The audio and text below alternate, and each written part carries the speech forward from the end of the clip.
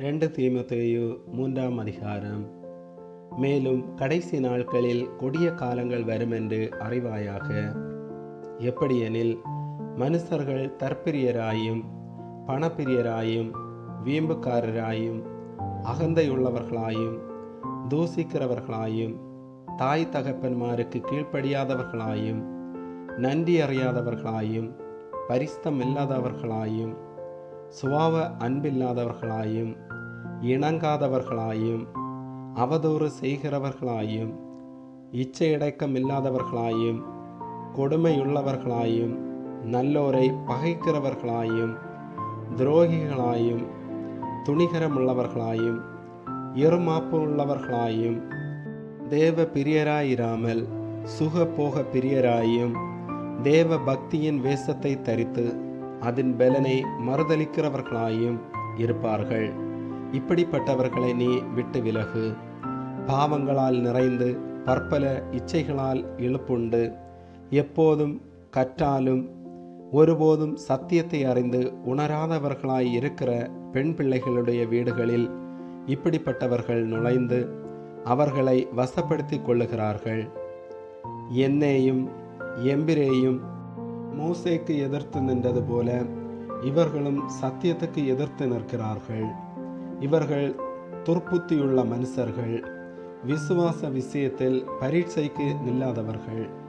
ஆனாலும் இவர்கள் அதிகமாய் பலப்படுவதில்லை. அவ்விருவருடைய மதிகேடு எல்லாருக்கும் வெளிப்பட்டது போல இவர்களுடைய மதிகேடும் வெளிப்படும்.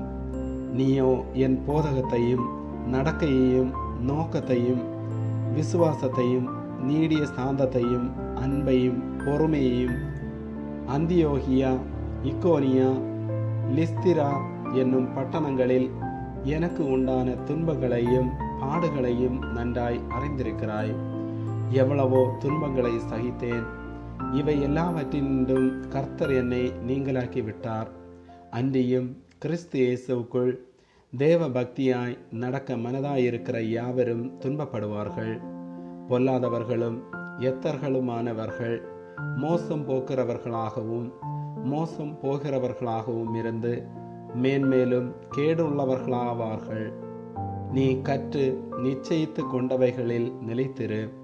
அவைகளை இன்னாரிடத்தில் கற்றாய் என்று நீ அறிந்திருக்கிறதும் அல்லாமல் கிறிஸ்து இயேசுவை பற்றும் விசுவாசத்தினாலே உன்னை இரட்சிப்புக்கேற்ற ஞானமுள்ளவனாக்கத்தக்க பரிசுத்த வேத எழுத்துக்களை நீ சிறு வயது முதல் அறிந்தவன் என்றும் உனக்கு தெரியும். வேத வாக்கியங்களெல்லாம் தேவ ஆவியினால் அருளப்பட்டிருக்கிறது.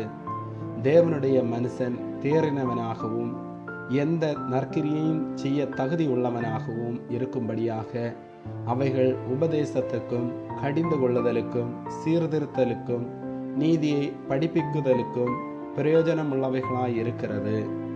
ஆமேன்.